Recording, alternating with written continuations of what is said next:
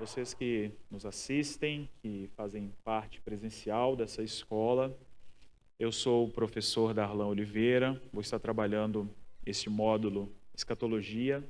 O nosso intuito na escola é trabalhar com vocês, principalmente nesse módulo, duas fundamentações dentro da escatologia, porque a gente tem a escatologia básica, nós temos um campo na escatologia que se chama escatologia pessoal, e esse campo da escatologia pessoal fala sobre a morte. E talvez essa seja uma das grandes dúvidas que pairam todas as igrejas: a morte. O que acontece quando morremos? Para onde vamos? Né? Então, nós queremos, de forma bem simples, de forma sucinta, trabalhar isso com vocês.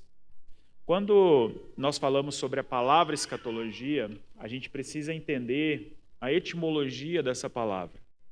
E eu gostaria de construir isso com vocês. Quando nós falamos sobre a escatologia, ela vai ser uma palavra que nós precisamos entender a sua variação.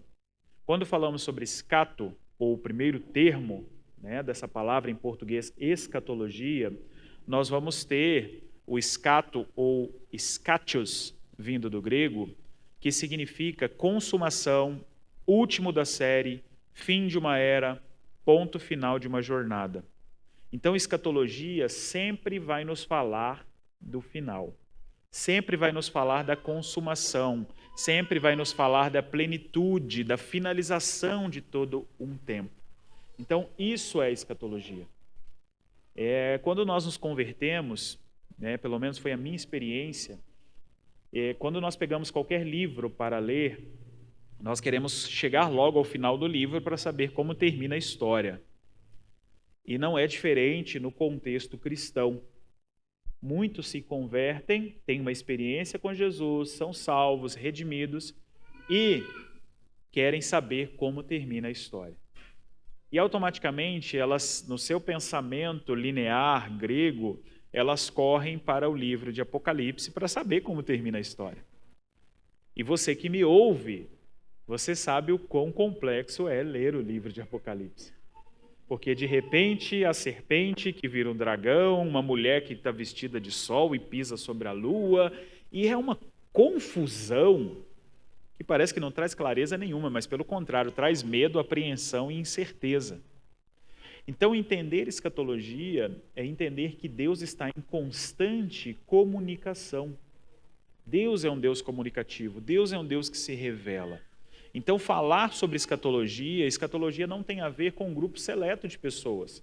A escatologia não tem a ver com o ser pastor, mas a escatologia tem a ver com todos aqueles que receberam a Cristo como Senhor e Salvador.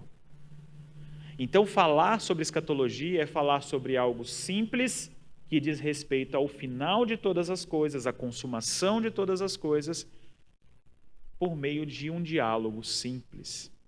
E falar, entender essa etimologia da palavra escatologia, é entender que escato tem a ver com última da série, tem a ver com consumação, tem a ver com esse ponto final. E quando nós falamos sobre logia, logia tem a ver com estudo, logia tem a ver com diálogo.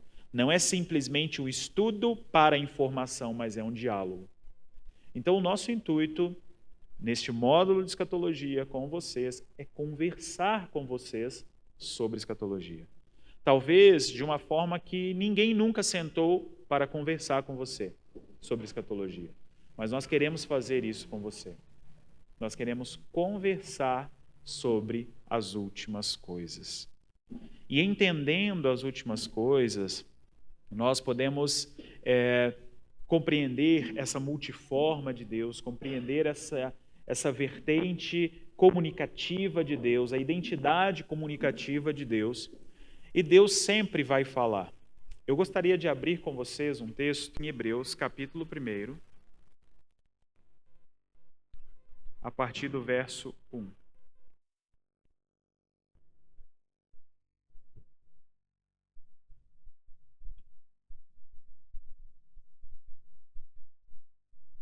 Nos diz assim: no passado, por meio dos profetas, Deus falou aos pais, muitas vezes de diversas maneiras.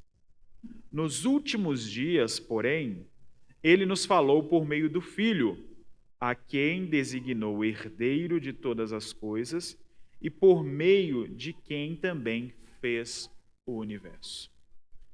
Eu acho interessante essa dinâmica narrada em Hebreus capítulo 1, porque nós temos algumas palavras que são chave para a compreensão dessa passagem. Porque o autor de Hebreus começa a dizer que no passado Deus falou. Por meio de quem?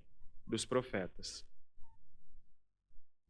Então, quando eu olho para a narrativa do Antigo Testamento, eu começo a compreender que toda a fala profética da Antiga Aliança tem a ver com um apontamento. Tudo aquilo que os profetas falaram no Antigo Testamento indicava, sinalizava, apontava para Jesus, para a encarnação de Jesus, para a narrativa de João, capítulo 1, versículo 1. E no princípio o verbo estava com Deus, o verbo era Deus.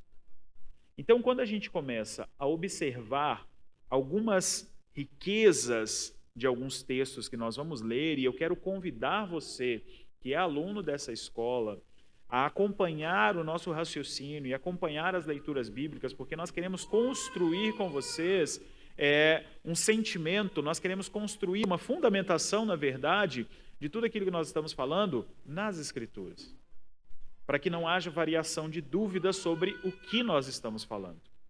Então, o autor de Hebreus está dizendo que, antigamente, ou no passado, por meio dos profetas, Deus falou muitas vezes e de várias maneiras. Então, Deus não tem uma única forma de falar. Amém? Deus não tem uma única forma de falar. Ele tem inúmeras formas de falar. Ele falou antigamente por meio dos profetas, mas a realidade dos últimos dias, ou a consumação de todas as coisas, ele está falando por meio de quem? Olha só o que o autor de Hebreus nos diz no versículo 2. Nestes últimos dias, porém, ele nos falou por meio do Filho, a quem designou herdeiro de todas as coisas, por meio de quem também fez o universo. Então, vocês conseguem compreender esses dois estágios, essas duas dinâmicas da fala de Deus? Deus, antigamente, falava por meio dos profetas. Nos últimos dias, ele fala por meio de Jesus. E aí, eu quero construir com vocês um pensamento. Quem é a expressão do corpo de Jesus na terra? A igreja. Então, Deus deseja falar na terra aquilo que vai acontecer nos últimos dias ou na consumação de todas as coisas por meio de quem? Da igreja. Deus não quer falar por meio de uma emissora de televisão, Deus não quer falar por meio de uma rádio, Deus não quer falar por meio da política, Deus não quer falar por meio das boas intenções das pessoas no mundo, mas Deus quer falar por meio da igreja, aquilo que vai acontecer no final da história. Então, pensar dessa forma torna a minha vida e a sua vida muito significativa e expressiva no que Deus tem para fazer na terra. Não quer dizer que nos tornamos especiais, mas quer dizer que nós, como homens e mulheres simples, nos doamos a uma causa especial. E qual é a causa especial? Revelar aquilo que está oculto e que vai acontecer nos últimos dias.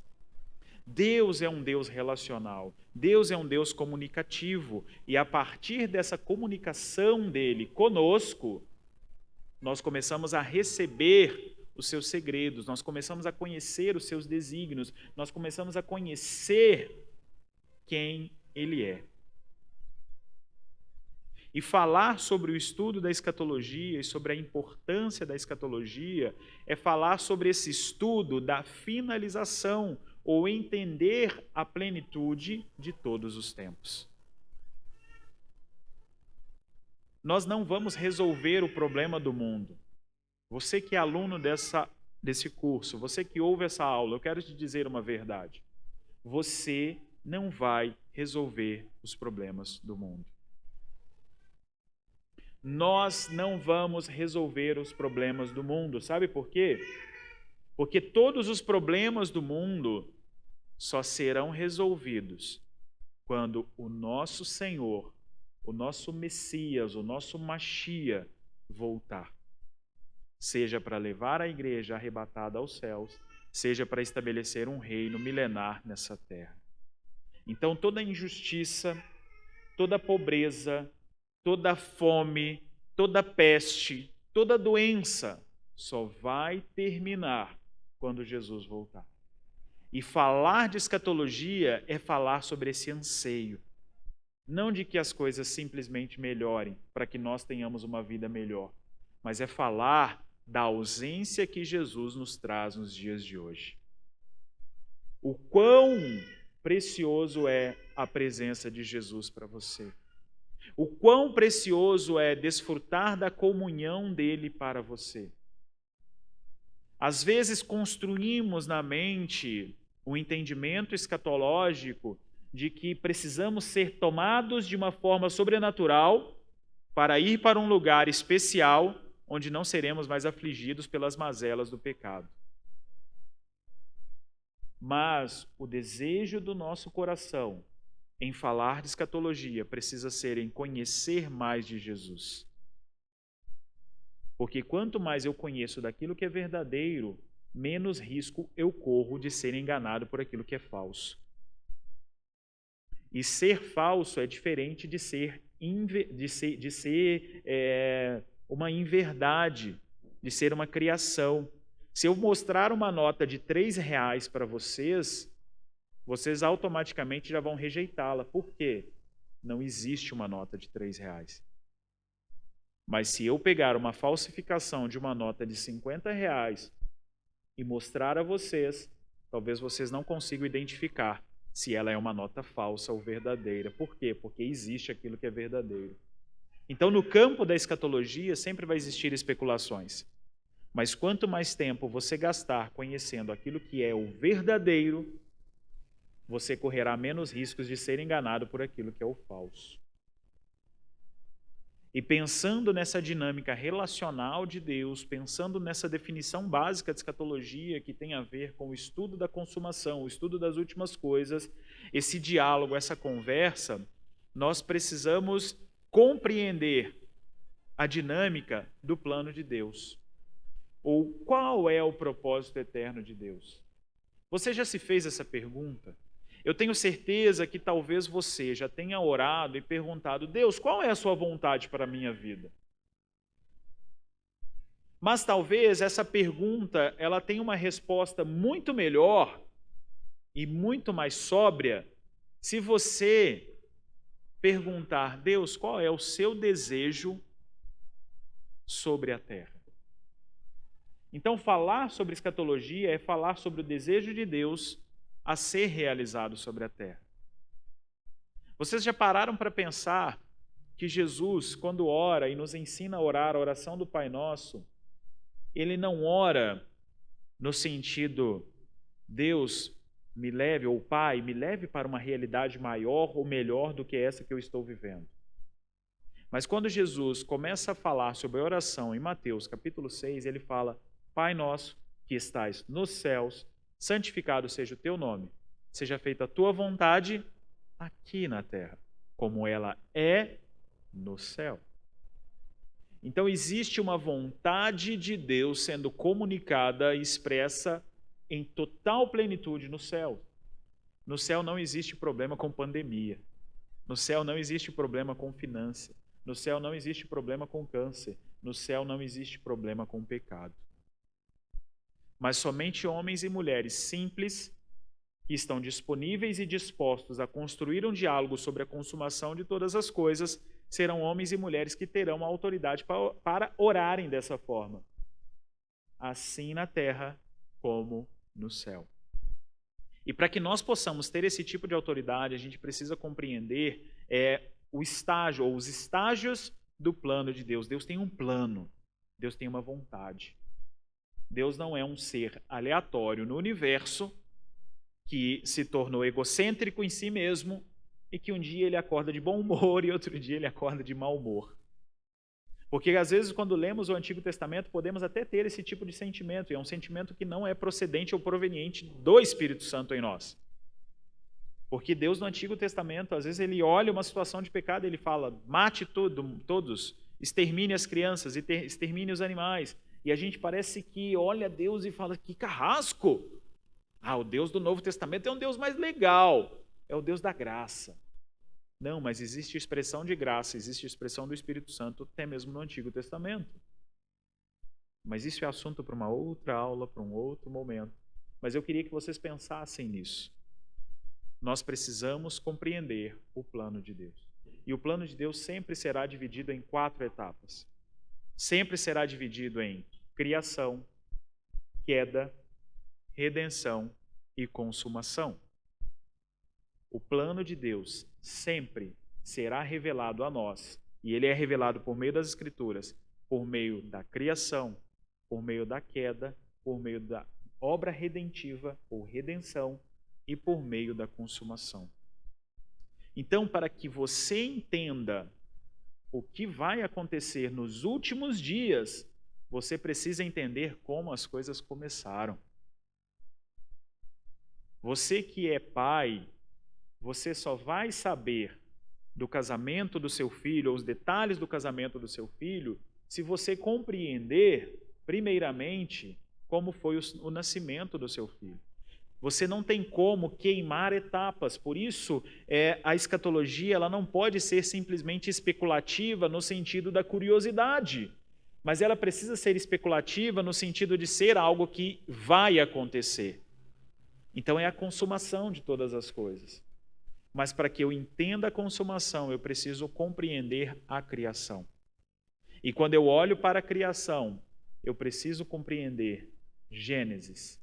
E quando você começa a compreender a luz de Deus revelada no livro de Gênesis, você começa a compreender a luz de Deus revelada no livro de Apocalipse, a revelação confiada a João. Vocês entendem isso? Isso faz sentido para vocês nessa aula? Nós não vamos compreender a consumação sem entender a criação, sem entender a queda, sem compreender a redenção. Porque a criação fala sobre o propósito a qual nós fomos criados por Deus. Deus não nos criou porque Ele estava sozinho no universo, com uma crise de identidade, mas Deus nos criou para compartilhar a sua glória conosco. E quando Ele compartilha essa glória, Ele divide essa glória, Ele estabelece sobre as nossas vidas governo sobre tudo aquilo que Ele criou. Gênesis capítulo 2, versículo 15. Ele nos dá poder e autoridade para dominar e para cultivar. Nós vamos guardar aquilo que Ele criou. Quando nós olhamos para a dinâmica narrada em Gênesis capítulo 3, nós temos a queda do homem. E eu pergunto para vocês, faltava alguma coisa para Adão e Eva no paraíso, no jardim do Éden? Eu creio que não. Mas quando nós olhamos para dentro de nós mesmos, para as nossas mazelas e necessidades, e pensem isso a partir de um homem caído, porque até então Adão não era um homem caído, nós nunca vamos compreender a beleza do que Deus nos propõe. Logo, nós nunca teremos contentamento no desenvolvimento da nossa vida. Então, entender a criação, o propósito a qual você nasceu, compreender a queda, que todos nós pecamos e todos nós nos tornamos pecadores por meio do pecado de Adão, nos traz a beleza e a revelação da obra redentiva de Jesus na cruz. A redenção nada mais é do que a cruz, é onde Deus começa a trabalhar para restaurar aquilo que se perdeu na criação. Porque quando o homem compreende a obra expiatória de Jesus, quando nós entendemos que a morte de Jesus, o processo redentivo nas nossas vidas, ele nos traz a possibilidade de estar neste lugar da criação, que é um lugar onde Deus está compartilhando toda a sua essência pessoal, individual e diária com Adão, nós começamos a ter vislumbres daquilo que vai acontecer no futuro, que tem a ver com a terceira etapa, ou a quarta etapa do plano, chamada consumação. É onde tudo aquilo que foi criado será redimido e encontrará um pleno propósito para o seu fim. Então vocês conseguem entender que quando eu pergunto qual é a sua vontade para a minha vida, eu limito a compreensão da consumação de todas as coisas, porque Deus tem um propósito não específico sobre mim, mas Deus tem um propósito específico sobre toda a criação. Então, desde Gênesis, quando Deus criou os céus, criou a terra, Ele tem um propósito para isso. E você precisa entender essa perspectiva orgânica do plano de Deus. Por que eu chamo de orgânica? Porque nós nunca colhemos algo se nós não tivermos uma semente, plantarmos a semente, esperá-la germinar, ela vai crescer, eu vou transplantar essa muda vai crescer e quando ela cresce, ela me dá um fruto. Então, olhar para a perspectiva orgânica do plano de Deus faz com que eu e você compreendamos Gênesis como o início ou a sementeira de todas as coisas e Apocalipse como a revelação ou a consumação de como tudo será com Jesus aqui na terra ou a igreja com ele no céu. Então, pense comigo, abra comigo em Gênesis capítulo 2. Quero ler esses textos com vocês. Gênesis capítulo 2 nos fala sobre uma perspectiva de uma árvore. Deus começa esse plano com uma árvore. Gênesis capítulo 2, verso 8. Então, o Senhor Deus plantou um jardim para o lado do Oriente no Éden e colocou ali um homem que havia formado. Então, Deus começa plantando uma árvore, conhecimento do bem e do mal. Ele planta uma árvore, a árvore da vida. Deus plantou um jardim. Olha que interessante. Deus plantou um jardim. Abra comigo em Gênesis capítulo 11. Quero que vocês guardem isso. Deus plantou um jardim. Gênesis capítulo 11, a partir do verso 5. É o episódio da Torre de Babel. Nos diz assim, a partir do verso 4. Disseram-me, mas, vamos edificar uma cidade para nós, com uma torre, cujo topo toque o céu, e façamos para nós um nome, para que não sejamos espalhados pela face de toda a terra. Então, o Senhor desceu para ver a cidade onde a torre que os filhos dos homens haviam edificado. Um jardim, uma torre. E qual era o nome dessa torre? Torre de Babel. Agora, venha comigo em Apocalipse, capítulo 17. Construa na sua mente uma perspectiva orgânica. Pense, uma semente germinou, se transformou em uma muda, essa muda está dando frutos. Apocalipse, capítulo 17.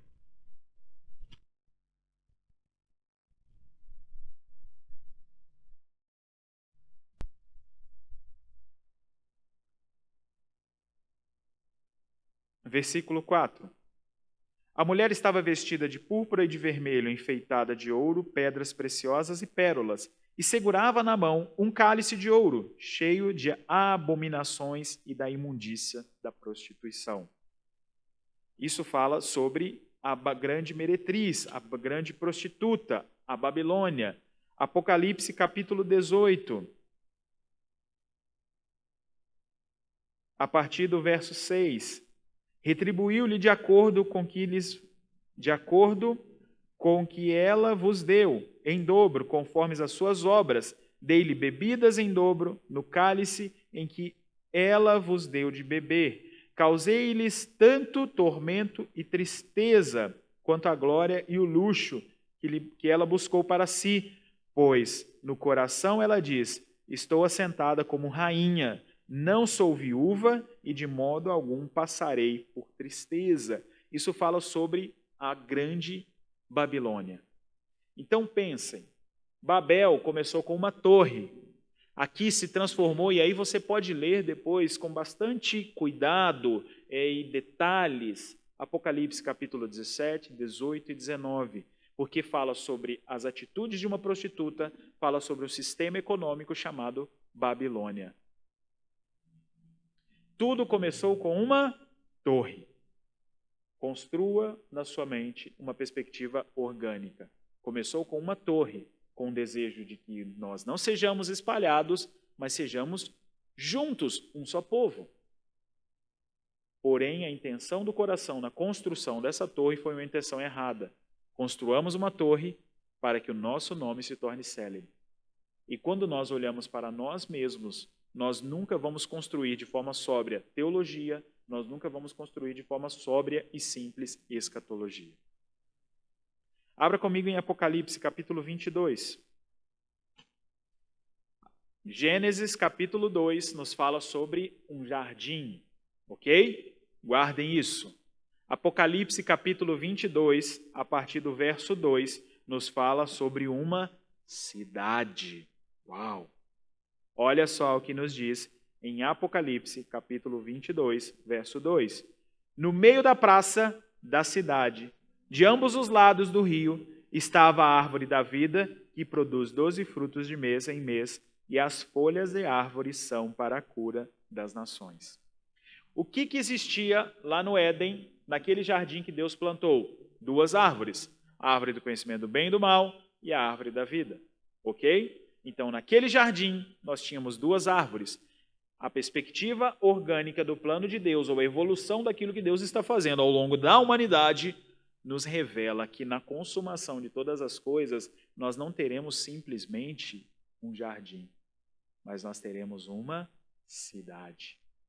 Da mesma forma que um sistema errado humanista, que foi Babel, foi distorcido e se evoluiu para um sistema econômico, nós temos a perspectiva de um jardim que se transforma em uma cidade. Então, olhar para a perspectiva orgânica do plano de Deus é pensar que em Gênesis nós teremos muitos elementos que são sementes, que são expressões embrionárias daquilo que Deus deseja fazer no seu plano comigo e com você. Olhar para Apocalipse é ver que nós teremos uma grande colheita de acordo com o propósito de Deus plantado e semeado em Gênesis. Tudo aquilo que começou em Gênesis, nós teremos uma consumação em Apocalipse. Então, Apocalipse e escatologia tem tudo a ver, porque vai nos revelar, na verdade, toda a beleza da colheita dos últimos dias.